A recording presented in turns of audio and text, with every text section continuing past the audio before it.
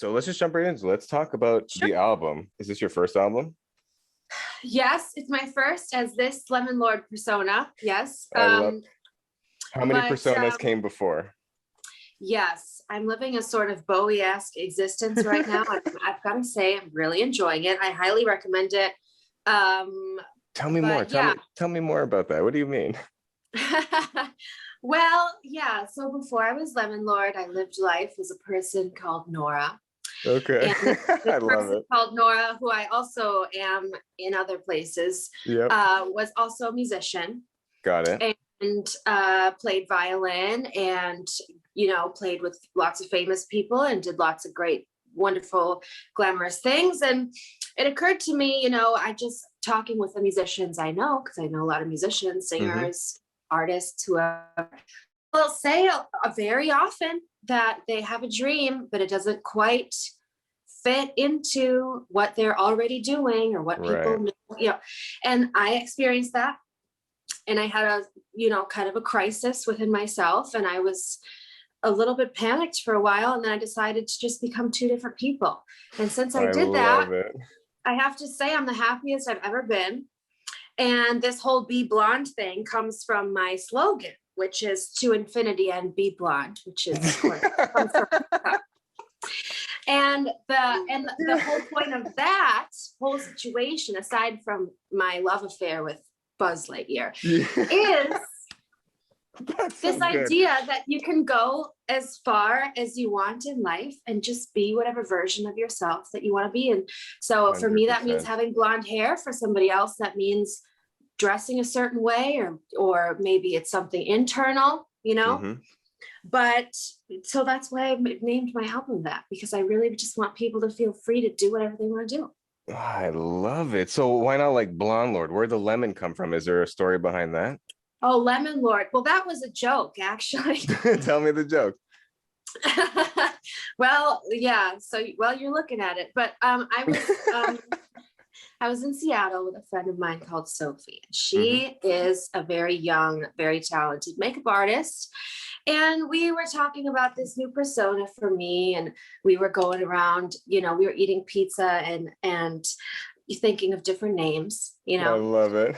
And, we thought of a zillion things, and they were all very funny and galactic and sexy and just great. Galactic. Yeah, but Perfect. then somebody in the room said Lemon Lord, and we were all like, Lemon Lord, it's so crazy.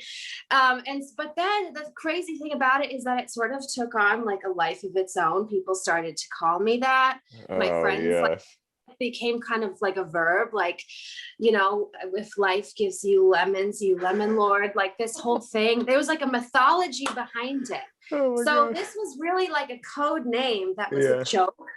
But then it took on this meaning, and it, like the words Lemon Lord, as absurd as they are, they started to grow on me, and I started to imagine myself as this person, and I started to just think about all the things you think about when you're making music, and you get really emotional and attached to these things. And so Yep. then I couldn't leave her. She was already me. Oh And my so gosh. it was a joke that just stuck. So that's it. That's amazing. That's the best way it could come about, probably. Unless, because the only other way would be like, oh, I love lemonade, which would have been like, what? Yeah, lemonade is good. It's really just a name. I don't know. I mean, what is a Lady Gaga? What's a Red Hot Chili Pepper?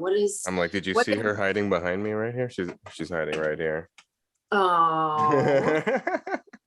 I mean, she Um, brought back pop music. Pop, did I say pop? Pop music. yes. So yeah, I mean, like any name is just a name. It doesn't, what is a Princess Leia? What's a Luke Skywalker? What For is any of sure. this stuff? And then, what you do with it gives the meaning to it. And then hopefully it means something to people and changes the world. Yeah.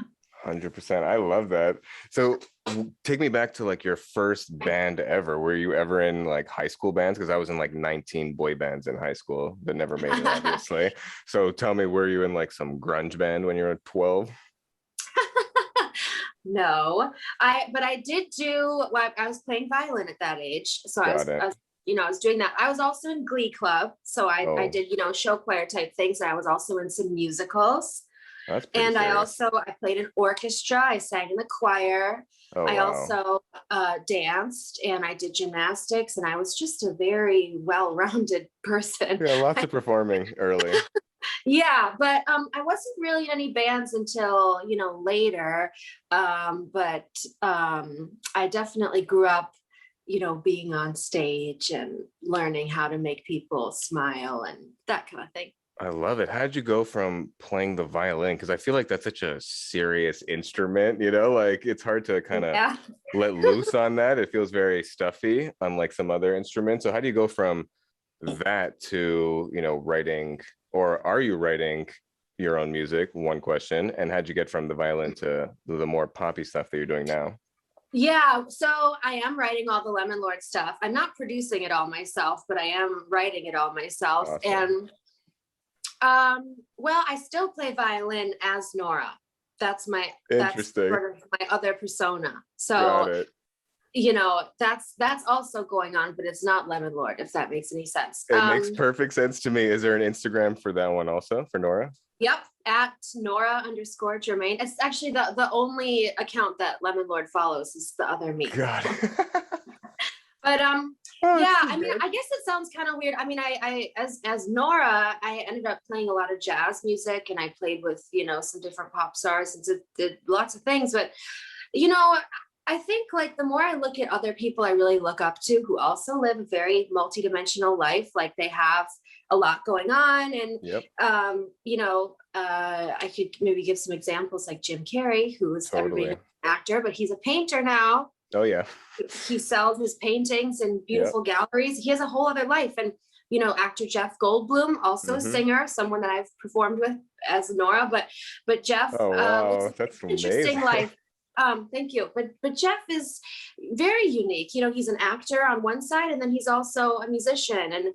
And well, the only thing is that he uses the same name, which is fine. But I Right. chose not to do that. But so the more I just looked at people I looked up to, I just realized a lot of people actually do this. No, of They course. have, and like I guess violin to some people seems like a mile away from pop music, but I mean to me it's all just music. It's all That I perform, agree, it's for all sure. expressing yourself. To me, it doesn't seem that far away because it's all contained within my being. For sure. But That makes perfect yeah, sense. I just have multiple passions, just like a lot of people. And so this allows me to be and do it all. So that's it. I love it. Talk me through a little bit of your process. Like, do you get into a zone? Do you light some incense, or do you just like hear a good beat, or do producers send you beats and you get inspired? Like, walk me through like your process of writing a song. I don't love incense, so that's not part of it. I don't hate it really, but I'm more of a sort of fresh fragrance kind of person. But anyway, so yeah, so all the songs on my record, I wrote them all myself. Basically, I play a little keyboard. I'm not like a great pianist, but because of my background in music, especially in jazz, which is pretty heavy on the harmony side. Yeah, um, I understand, how bands work. I understand what the roles are of each musician. I understand how songs work, that kind of stuff, which really helps you write a song. I don't think you need to have that background knowledge to write a song, but because you could just write something amazing and not really know how to explain it to a bass player, but at least right. you wrote it. But yeah, so I tend to write using like a keyboard or a piano. Nice. And I just, you sometimes the lyrics come first, sometimes the melody, it just depends. But then I just, usually record those into like a voice memo app, or Oh wow. um, just record the basic, structure. Like once I have enough that I think it might be a viable song, you know what I Yeah. mean? Because you kind of have to have enough there that you feel like it can really, become something. And then I've worked with just different engineers and producers who basically take the demo, and then we talk about like different references, things that I like, things I was thinking about when I wrote the song, and just basically how to make it into something that, is competitive with what else is out there, something that's unique, something that everybody's proud of. And then, from there, I've done that with, a lot more songs. And then basically from a demo stage, then you kind of pick your favorite demo, Yep. or your favorite demos, and then you kind of put on the gloss to make them good enough to release. So For that's sure. more or less how it goes. So Yeah. how long would you say your process is, like from the time that you start recording your first memo to finished song with a producer? Well, I think it could really depend. I mean, obviously with COVID, it's like you can't always get into the studio when you want to, Right, and that's true. that kind of stuff. But like in a regular time, I would say it could be, a couple months probably. Yeah, probably around a couple of months. Cool. I would say, but it just really depends on who's available and how many times you want to redo a certain thing and Right. stuff like that. But yeah, I think it can move like pretty quickly. Obviously, if you have access to a studio and you're working with a producer and like basically you're the only artist they're working with, which is Right. really rare, then you can like work around the clock and do some like Kanye level stuff, and you Oh can get yeah. a song out in like 4 days or whatever if you stay up all night and drink Yep. a ton of Red Bull, which is fine. Yeah, it's his process. It's a process. Yeah, so I like to work pretty quickly, but yeah, sometimes things do take a while. Like you have to, sometimes go back and rework a section, or somebody's not working, or you think you like a sound and then you listen to it for a week and then you're like, I don't like it anymore. You gotta find a new one. Things like that. Are you posting any of these songs on YouTube at all? Do you have a YouTube channel? I do. I haven't really started putting too much content on it. I'm still trying to figure out exactly what I want to put there. I mean, I need to shoot some music videos, so of course those will go up there. Yeah, you'll find YouTube's an interesting beast. I urge everyone to just get on it, because the sooner you can get on it, the better, because it's just... I completely agree. Yeah. So, but I have the audio of my songs on YouTube. Oh, so, perfect. Nice. Yeah, so people can listen to them there, of course. But what's the name of the channel? Oh, it's just Lemon Lord. Oh, yeah, perfect. If you search Lemon Lord, it's there. Yeah. But I plan to put some more stuff up, and I just need to figure out exactly what I want to do. That was going to be my next question, was about music videos. Which one are you planning on shooting a video for, or all of them, or which one first? Well, my favorite, I think, well, it's my favorite, and it seems to be the favorite on Spotify, is Superpower. And that song is a little bit intense. It's kind of hot. It's very I don't know how to, it's just a very kind of iconic song. It's a little bit aggressive. Totally. And I would love to do a video for that. I'm not sure if that will be the first one. I also have a remix coming out of my song Queen, which is slightly that song's amazing. That's how I heard that was the first song I heard of yours. I was like, oh, done, we have to talk. It was amazing. Oh, thanks. Yeah, I love song Queen too. Yeah, but so I'm doing a remix of that, which another producer called Milk Rings just finished, and so that's coming out next month. Oh, nice. And that's the first of, I think, several remixes we're going to put out, because I love dance pop. I love dancing. I love being in a club. I love like the feeling of that kind of music. So yeah, so that's going to come out too. And I'm thinking about all this stuff. It's a little bit crazy with COVID right now, but I'm trying to just at least be in control of the stuff that I can do, which is like, okay, write more stuff, go to Pilates, get another remix, dye your hair, like. Yeah, no, 100%. Well, I think luckily one of the silver linings is that people's expectation of finished product quality has gone down a little bit lately. Like, this thing still has to be good. Like, your podcast or whatever still has to be good, but it could be like 1040p, like terrible. Like, people got used to watching Zoom stuff over the last year.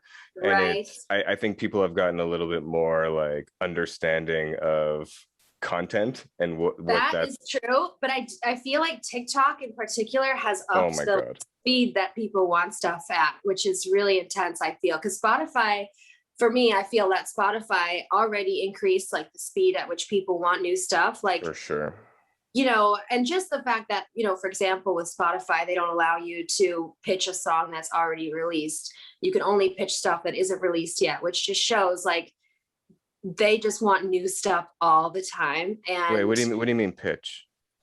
So like, if you want to get your song onto a certain playlist on Spotify, of course, there are people that don't work for Spotify that make the playlist, but the big ones. So as an artist, you have like an artist account with Spotify, and through that situation, every time you put out new music, you have an option to send it directly to them, as long as it's a certain amount of time ahead of time. It's like a couple weeks, I think, whatever it is. Oh, a couple weeks before you release it?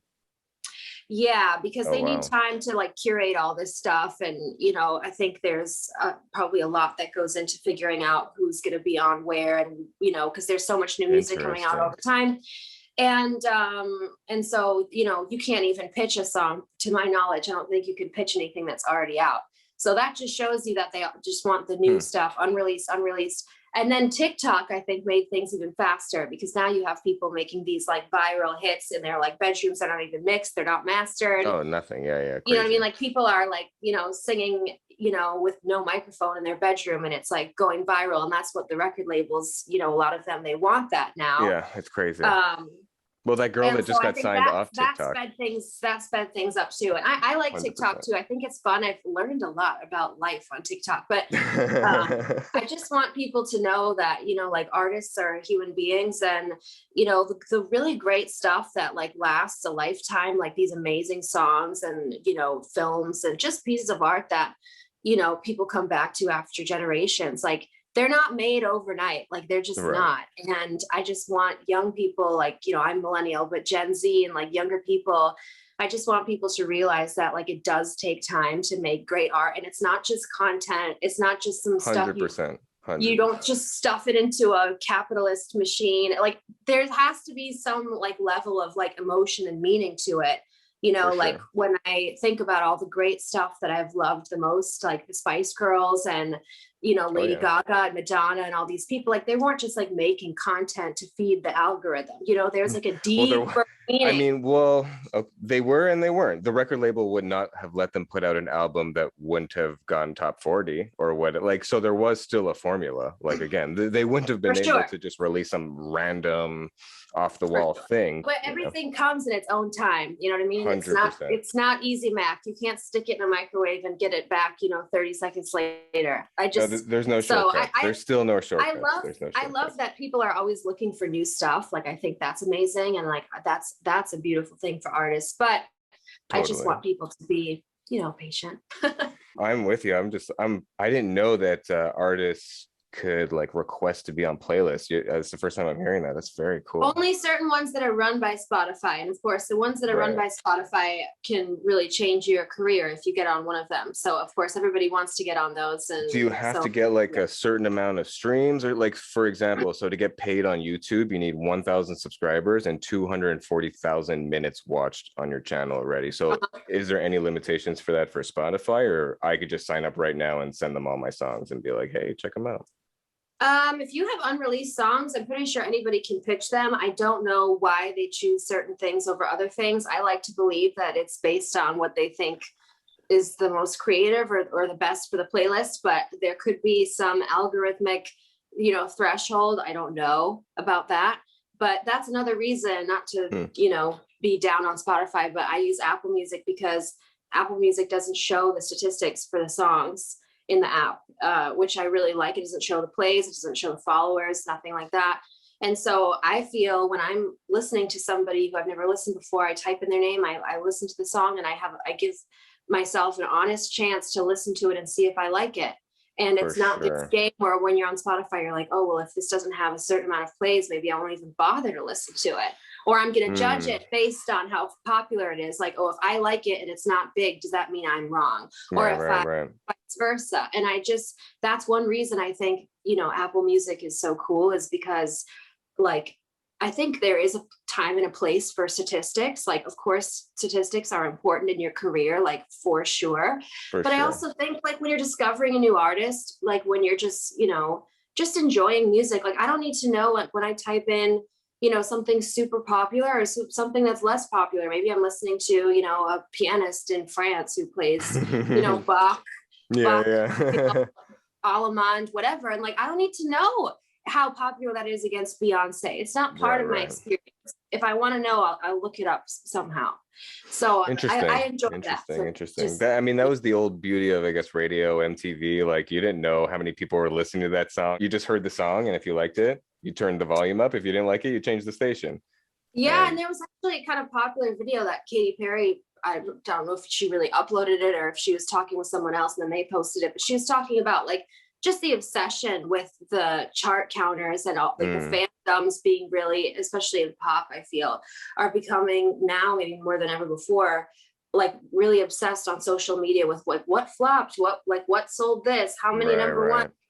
And I think that's like kind of, I think it's fun to, you know, to count the achievements of your favorite artist. Yeah. But I also think it can really pit people against each other, and it can kind of cause a sort of competition that is, I don't think it really makes the music experience better. I don't think. For sure. I see those memes all the time. And they're always the same 6 people. It's Ariana Grande, Taylor Swift, Lady Gaga, Rihanna, Katy Perry, and maybe like Adele or something. One more. It's always the exact same 6 people with, oh, these 9 people have Billboard Hot 100 in 2 years. Okay, thank you very much. I mean, I think it's beautiful if you're supporting, you know, the artists that you like. Like, I think fandoms are so fun. Like, I have the Illuminati. My little fandom is growing all the time. Like, I love the Illuminati, but I just don't want it to become this like ultra statistic. You know, this is not the Olympics. You know, this is supposed to be music. We don't have to count who got something in 0.2 seconds. And like, I just want people to enjoy music and enjoy life and enjoy dancing and just listen to what they want to listen to. And I feel that a lot of people can get lost, you know, in this world of clicks and, you know, blah, blah, blah. And people really can suffer, even if like the super talented people who bring people joy. Like, I know so many musicians, and I think a lot of them are kind of starting to burn out because they don't feel that appreciated. They forgot why they started. Well, there's so much content that it's like, it's so hard now to even, like, I was interviewing someone a few weeks ago, this radio host who breaks down songs by stem. And he's like, the hardest, it's so cool. I'll send you his Instagram, Christian James Hand. It's called The Sessions, but every night on Instagram Live, because it's the only place that it doesn't get taken down because of copyright and stuff. It still gets taken down on Instagram Live sometimes, but it can go pretty far usually because it's just the stem. But he was like, there's just so much music. He's like, I used to go to Amoeba and it would give me panic attacks because I'm like, there's literally thousands of songs buried in records and CDs that I will love that I'll never hear. I'll never get to it. There's just so much. And now it's even crazier. He was telling us that 60,000 songs get uploaded every day to across all the platforms. And it's like, how could you even begin to sift through all of that? You know, and we're not, forget how much is crap. I'm sure there's a lot of people just trying stuff out and putting out fast food content. And, you know, there's been fast food music for years now. People have criticized Lil Pump and guys like that. They were putting out minute 40 songs that were getting on the charts. And they're like that song he did with Kanye, though. I thought that was funny. Yeah, Lil Pump's cool, whatever. He did his thing and people, and it worked. And, you know, that's what I respect. He did his thing and whatever. It was a cool little, like, good for you for putting out a song at minute 40 that got on the Billboard Hot 100, and where you say Gucci like 97 times in a minute and 40, you know, like, good for you, bro. But the point is just that, like, there's so much stuff. And the only reason I don't mind some statistics is because it does help you sift through some stuff. Like, I have some channels on YouTube where I'll go to and I'm like, there's 1,000 songs here. I cannot even begin to listen to all this, even for 5 seconds. So like, to flip through and be like, oh, this one has 17,000, this one has 1,000. I'm going to pretty much guarantee the one that has 17,000 is a little bit better. Like, there's probably a chance, and there may be that 2% chance that that person that has 17 has a bigger social media than the person that has 1. So they just got better traction that one day. But like for me on some specific YouTube channels, like, that's like the one plus of some of the stats is that it helps me find some music where I'm like, there's no way I would have got to this because it's like buried, you know? Certain algorithms can be pretty sophisticated, and that's one thing that Spotify loves to talk about is the discoverability and how many artists did we break and all this stuff, which is true. I know that there's a lot of artists that would say like they wouldn't have a career if it weren't for Spotify putting them on a certain playlist, which led to a certain thing and a certain thing and a certain thing. Got it. Beautiful, but I also think that, like, you know, an algorithm doesn't know what it doesn't know about you.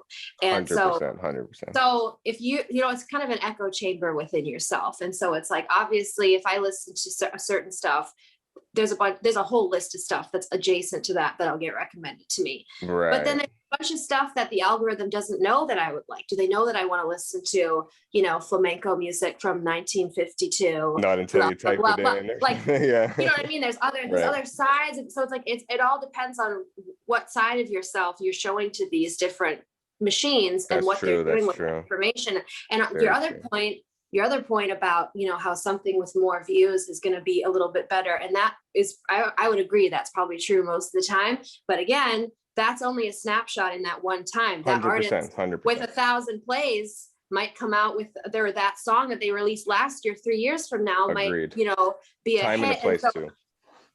There's like dynamics can change. Do you know what I mean? And I think it's so interesting to watch people. Like a friend of mine was saying that he saw Lana Del Rey at the Hollywood Forever Cemetery do a show for like 40 people. And she was really nervous. Her voice was quivering and nobody knew who she was. And the songs before she was famous. Yeah. And it was just like, she was this random girl. She was really nervous. People like didn't even know if she could get through the thing because she seemed so nervous. And you know, so I'm just, you know, things change, you know, 100%. And people on top don't always stay there either. So it's like, it's a nebulous world, you know? Yeah. I mean, top. Yeah. Who does? There's like so few people that keep popping back up. That's why when I see pictures of Madonna and like, she's still so hot, I'm like, that's amazing. Yes. She's like clean in her 60s, like 63 or something. And she'll post like, you know, bikini pictures with like a blunt hanging out of her mouth. And I'm like, well, and let's not forget about Cher, who's 75. I can't even begin to look. Cher melts my brain. It doesn't make any sense. It makes no sense. She's looked the same, no wrinkles. Like, yeah, when she dies, she's gonna look 40. You know. Yeah, you're right. If that. Yeah, because she's only at 37 now. Oh my God, that's too good. Yeah. So yeah, I mean, you know, life is long, and you know, that's another thing. Speaking about women who have outlasted, you know, maybe the length of time people thought they could, you know, withstand the pressures of Hollywood. Oh yeah. I also really, really believe in women and just all people living their full lifespan. You know, women, a lot of times we're told we're too young, and then boom, 5 later, now you're too old. And you have this little sliver of time when you know, this society sort of gives us this little tiny window of opportunity to live your life. And it's like, fuck that. I want to live my full life. I want to live the 80, 100, whatever years I've got. I am not willing to just resign myself and say, okay, so, you know, when I'm 22, I can do whatever. And now, you know, if later in your 20s, oh, now it's too late. That's not fair. No, you know, so I just really want people to live their full life. And I love, you know, J-Lo is 52. She's rocking it. Yeah. Like, you know, and all these women we mentioned, that's another thing I really want to stand for, is people just living their full lifespan, because it's their right to do it. You know, it's their 100%. Right to do whatever they want. Well, I think people that are taking care of themselves are looking a lot better these days. Like, I know a heap of people in their 50s were in their 50s and they look completely like they're in their 30s. Like they, you know, like, because I feel like 20 years ago, if you thought 50s, you'd be like, okay, you're done, kind of, or you're almost, you know, like for your career or what, like you were getting to a point where it was starting to wind down. And now it's like, my cousin, like a few months ago, was like, I'm starting a band, and he's like 43. I'm like, awesome. Let me know when some songs are out, because it's completely different now. Doesn't matter what age you are anymore. You could still look good at any age, and you could release content on any platform you want. Like, you don't need a record label. Like, you don't have to think like, oh, I'm 43, I'm never going to get a record deal. Or it's like, you don't need one. You just got to put your stuff out on, you know, YouTube or wherever. And even the mentality of it has changed, because if he would have told me that 10 years ago, I'd have been like, good luck, bro. Like, how are you going to get a record deal? You know, but now some people also become even more iconic with age. If you think about people like Morgan Freeman and Betty White, and, you know, other people that just were so iconic in their later years and continue to be iconic. I mean, Regis Philbin only became famous at 56, which a psychic told him like 20 years earlier, and he was like pissed to hear that. He was like, really? Because I'm already on TV now. He was like a weather guy at the time, and she was in, and it happened. At 56, he got Regis and Kelly, or Regis and Kathy Lee. Sorry, Kathy. Yeah, I mean, you just never know what's going to happen. Not that getting famous is like the thing that everybody needs to do, but you know, whatever your dream is, you know, you never know. Like, as you know, if you can see it in your head, you know, you can go there as a human being. And Oh, Yeah, I 100%. just think Hollywood is all fucked up. Hollywood is not a place that people usually get, cheered on very much. People don't really get a lot of support in Hollywood. But then once you get to a certain point, everybody will, tell everyone else how they met you, and They believed in you. They they always knew. always knew that I always knew. I always knew. Your friends and your family are like the last to come around. They're there at the beginning, and then they peter away. And then they're like, okay, you go do your thing. And then Yeah, it's when a journey. You never know. You never know. You just gotta, the only person you can count on is yourself, and 100%. there's nothing wrong with having a lot of faith in yourself and testing that faith, because 100%. who else can you really count on? I mean, honestly. I love it. So I have a couple questions that I ask all my guests. Oh, great.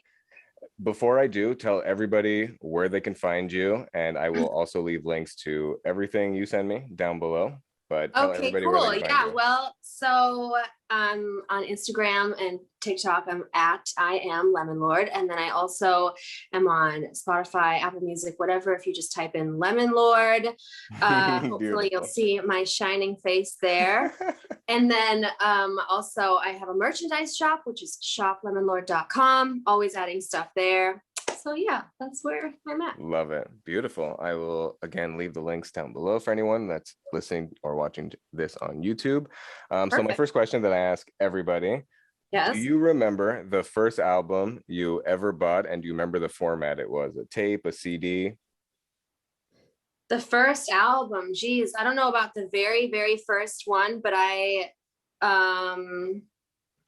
wow, Let it come. Let it come. It's okay. It usually takes people a second to place it.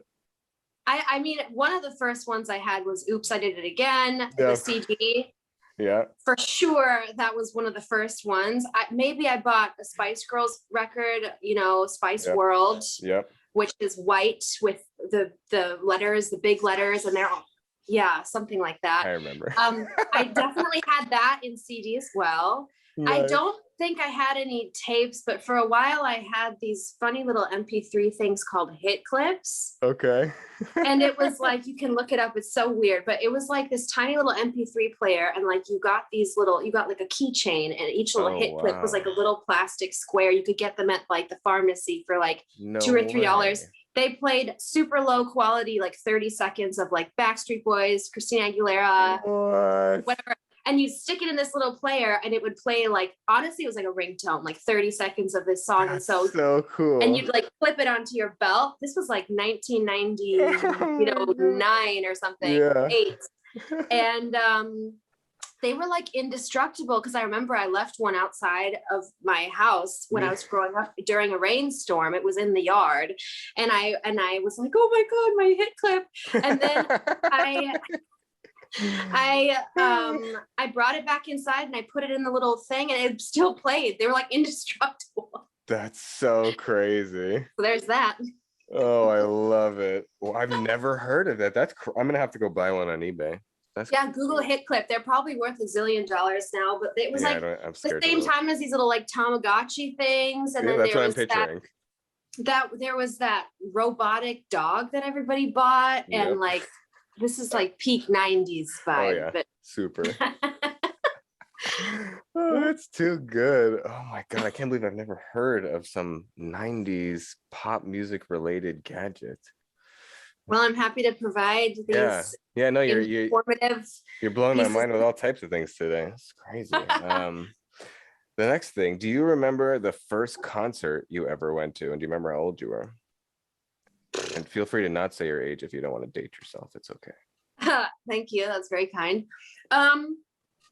The first concert, I mean, my parents both played violin in a symphony, and so I went to a lot of stuff. I like grew up falling asleep in the third row of a concert hall. That was like, I was watching stuff like that all the time.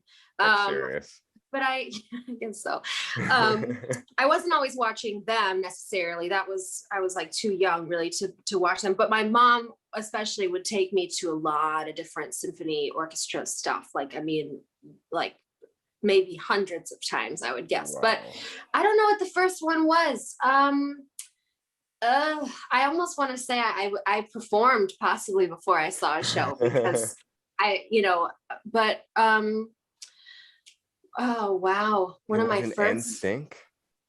I didn't go to like the big concerts, No. unfortunately. My parents didn't have a lot of money, and where we lived, that stuff didn't come through like too often. Um, like a really big event for me when I was little would be like going to see, The Lion King or one of those films in the theaters. That 100%. would be like the glory of life. Um, Movies are a big deal. I still remember waiting like hours for the first Ninja Turtles movie, just standing outside, but oh yeah. didn't care. I was so excited. I was just like, this could be amazing. Yeah, I mean, I would have loved to see Nsync when I was little, but yeah, I'm gonna guess it was probably a classical music, some Brahms or something like that, Tchaikovsky, Beethoven, some kind of concert that I All saw, right. with a symphony. I think that was probably the first thing I saw. Cool. Very cool. That's the first time we've gotten that answer. We've gotten Sharon Lois and Bram, like all types of stuff, but not a symphony. So I will take that. Cool. That's amazing. Um, do you remember a song that the first time you heard it, you were just like, what? It's not like the third or fourth time where you're like, oh, this is good. The first time. And I'll give you a quick example. For me, it's Mo Yeah. Money, Mo Problem. When I first heard it, I was like, what is this? It just sounded so happy and bright, and it was about money. And I just love Diddy, Mace, and Big. I was just like, what is happening here? I literally like ran to the DJ full speed, like yelling at him, like, what are you playing? Yeah. Do you remember a song like that? And it could be a recent one. It could be Fiona Apple from 100. It could be anything. I have felt that about a lot of songs, and I love when I feel really strongly about a new song. It's my favorite feeling Me because too. sometimes things do take a while to grow on you, but I love like right away. So John Mayer's new record, his song "Last Train Home," which I think is track one. I loved that the instant I heard it. It's on his new record called I have to Sob go Rock. listen to it. What's so funny is that it popped up all over my Instagram, but then Yeah. I forgot or something. I just I completely forgot. loved that the first time I heard it. I mean, yeah. And what else? Like I always loved the song Do It by the Spice Girls. Do you know that Yeah. song? Yeah. Don't care how you look, it's just how you feel. The first time I ever heard that song, I was like, oh my, I was probably like, 9 or 8. Yeah. But that was such an emotional experience for me. But yeah, I it think happens what all the album time. that was on. I feel Yeah. like that's yeah, no, that's a good one. That's good. I like that. Well, the Spice Girls brought a lot of energy to their song, so it was easy to They instantly changed the world. I mean, people think that they were just like cute and fun, but like they weren't even a group for like even 2 years before they broke up. And of course, they tried to get back together and did all sorts of other stuff after that. But the yeah, 5 of them, as we all remember them, was like less than 2 years, and they really changed the world. I mean, like nobody brought girl power around like an international way like that. for sure. Um, and the arrangements too, it's like really kind of an interesting era because it was sort of at this kind of end of when they were using like live horns and a big orchestra. And Yep. right after that, kind of things sort of changed. And, Britney and all these other people kind of took over, and these bigger productions with, these huge, instrumental, bands that kind of started to go away. And so they were Yeah. really on this kind of cusp moment, which is unique, I think. 100%. I still love. I mean, there's a lot of their songs that I really like, but "To Become One" is like a hit like that. I can't even make it through that song, I'm like crying and shit. That song's too good. I need some love like I never needed love before. Oh, Love too young, baby. yeah. It's so good. Someone needs to country that song real hard. Oh, yeah. A country cover, just I can hear Brad Paisley doing that. yeah, like a smoky room, a little whiskey on the tongue. I could hear that. I could hear that song. That would be crazy. Yeah, that's a great one. That's a great song. Yeah, if you ever want to do it as a cover, let's do it. I'll let you know. Yeah, let's do it. What's your current playlist looking like? What kind of artists, what music are you listening to? Well, I'm a pretty eclectic person. I know probably everybody says that, but like truly I am. I've been going to the Hollywood Bowl lately to watch the LA Phil there, which I love. Nice. I I'm always listening to Lady Gaga, especially the early. Do you have the Fame there? I'm not sure which. Yeah, the Fame is the one that's hiding here. Yeah. I'm always listening to that just because it gives me so much strength and just so much peace. I really feel like no matter what you're going through, a Mother Monster always has your back somehow. Like she understands. Oh, What's your favorite Gaga song? oh God, from that record or just Okay, no, from? no. I'm gonna ask two questions. What's your favorite, and what do you think the best one is? My favorite of all time is probably Marry the Night. Okay, okay. And the best one might be Alejandro. I don't know. I love Alejandro. It's one of my favorites. But it's hard to just pick two. But yeah, I love to listen to that stuff. I also love listening to like Kylie Minogue. What else do I listen to? I really love Jay-Z. I think that the way that he raps and like especially the way he used on 444, the Nina Simone sort of samples her voice and also the way she played piano. I thought that was so cool. Yeah, other stuff, just whatever I stumble on, you know. I really don't like, I don't know. I don't feel like I need a certain genre. I would never rule anything out just based on genre either. So I'm always open to hearing new stuff, you know. I mean, you're talking to me. I listen to Gaga, so I've been listening to Sour Candy and Babylon a lot. There's like a 12-minute Babylon extended mix that's just so good. Yeah. Oh, absolutely. Yeah. No, that stuff is amazing. And it's fun to find, like, also I love when people like remix stuff. And I also love when I find like unreleased, especially live versions of stuff. Oh yeah. Like I go on YouTube sometimes and I just try to find, you know, things that are kind of buried and or unreleased or you know, things like that. Like, oh, also I listen to Prince a lot. I should say that. I love Prince. And I'm always listening to Prince because there's just nothing like him. There's some great covers on YouTube of everything. Like you type in any artist and any big song and like you'll find like an a cappella troupe from Missouri Tech or something that's like killing it and you're like, what is this? Like there's so many cool creative ways people have thought of making videos and remixes and everything these days. I mean, I love that. Yeah, super cool. How do you, well, besides the super mainstream stuff, how are you finding stuff? So is it all on Spotify? How do you find new stuff? I usually use Apple Music when I'm listening to music, but sometimes like, I mean, my friends will recommend stuff to me. How do I find new music? I guess I go to shows. You know, I love going to shows. I know a lot of musicians, so I ask people, you know, what they're listening to. I think it's fun to sort of follow different fandoms around the internet and see also like what they're listening to, because sometimes they post stuff. Obviously the algorithms can help you, I think, in some instances. Yeah, TikTok too. I've heard a bunch of new songs off TikTok, like the Jack Harlow "What's Pumping." That was a song I fully heard off TikTok.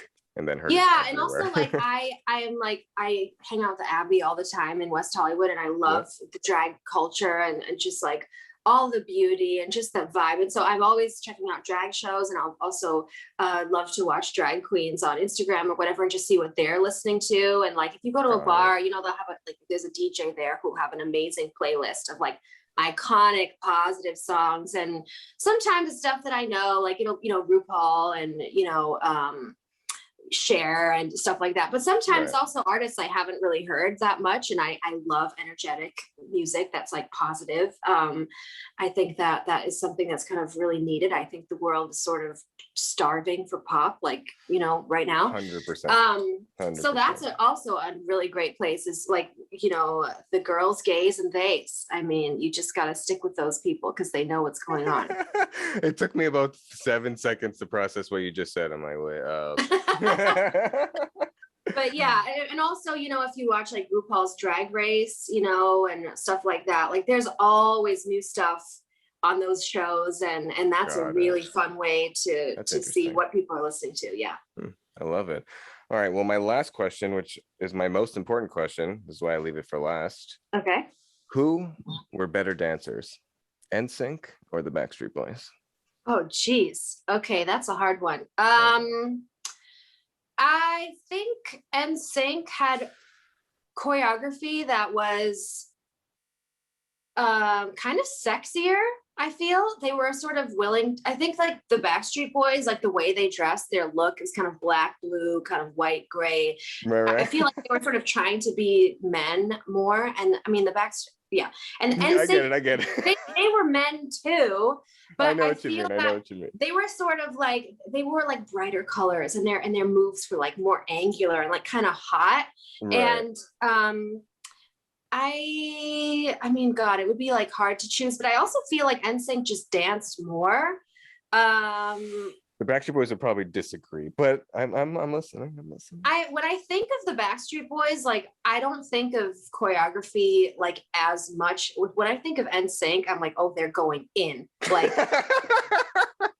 It's But when I gonna think of be the me. Backstreet Boys, like I think of as long as you love me, and those like amazing songs. But I The feel ballads that come to mind for you. I understand because I they Want It were a That Way is little the more biggest song. So they were a little more, I don't want to say mature. It's just, I have to say NSYNC, but I love them both. no, that's fair. No, I hearing you talk about it, it makes perfect sense because I think when you think of the Backstreet Boys, you think of the slower ballads and the slower songs, and I Want It That Way. And you think of NSYNC, you think like Time to Dance. When I think of the Backstreet Boys, I think of like Get Down and Backstreet's Back and like. But I agree, I Want It That Way. Yeah. And Yeah. Great song. and Yeah, I mean they're both amazing. God. yeah, I no, mean, I'm and teasing. then the joke is on me because the Backstreet Boys actually have lasted all this Yeah, time. they're still going. They're Yeah, still so going. like, I don't know, do you Crazy. want longevity or do you want Justin Timberlake? Pick one. Yeah, pick. Well, they just four of them mixed together and just did a little thing at the Grove. It was Lance, Joey Fatone, Nick Carter, and AJ did a little I've something. seen the clips of them rehearsing Yeah, they were together. practicing. So Yeah, they they did called it back sync, right? back sync. Yeah. Giving the people what they want. I want it. Give it to me. Yeah, I saw the Backstreet Boys. Well, I saw them a million times, but I saw them at the Grove Yep. the most recent time, and it was so crazy because they were just like All right. right there, and like All the right. energy of just like that little spot and everybody being there. And I've even seen a sound check, but that was different because there was no one there, so it was Uh-huh. cool to see them do the sound check. But at the Grove, it was like Yeah. there's like That's a 200 pretty people small here. venue for those four. Yeah. I mean, Yeah, yeah, that's what music is all about. It's about bringing people joy and giving them those happy memories. Like I still cry when I listen to those songs. There's such a I'm with you. special place in my I'm with heart you. for them. And that's really what music is supposed to be about. It's supposed to give people joy, and it's supposed to, take them to another place, and something that's timeless and something you can rely on and depend on. Like you can depend on those songs. Do you know what I mean? Because they're great 100%. songs, and they are performed with so much love, and obviously the marketing was amazing, but at that time it didn't feel like marketing. And I think that It was different. it It was different. It was different. I agree with you. yeah. It And I felt mean, I different. know it's never going to be the 90s again. Like, okay, fine. Like, I'll get over it. But I just also, I know, I'm with you. I would love to see if like me or other people, but if I can try to find a way to like market music in a way that makes people feel really like uplifted and like they're being given a gift. That's how I felt when, J-Lo came out with her first record when she was 29. I didn't know she was 29, Right. but I felt like I was being given like this beautiful gift. I was like, thank God this made it to my town, to my street. 100%. You know what I mean? And so I want to see if I can make that happen I again. love it. Well, I wish you the best of luck, and you'll So, have to come back. I'm moving into a real radio studio soon. oh, So, cool. yeah, as soon as I have my official time slot and everything, I'll let you know. And when you can make it, you'll come on down, and we'll do a live.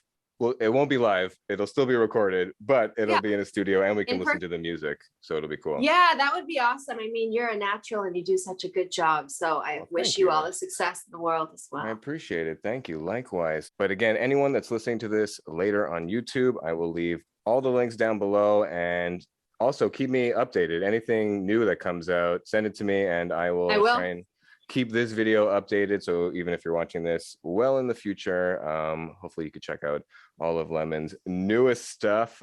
Thank you again. One more time, tell everybody where they can find you on Instagram. Yeah, it's just at I am Lemon Lord, and I'll see you guys Beautiful. there.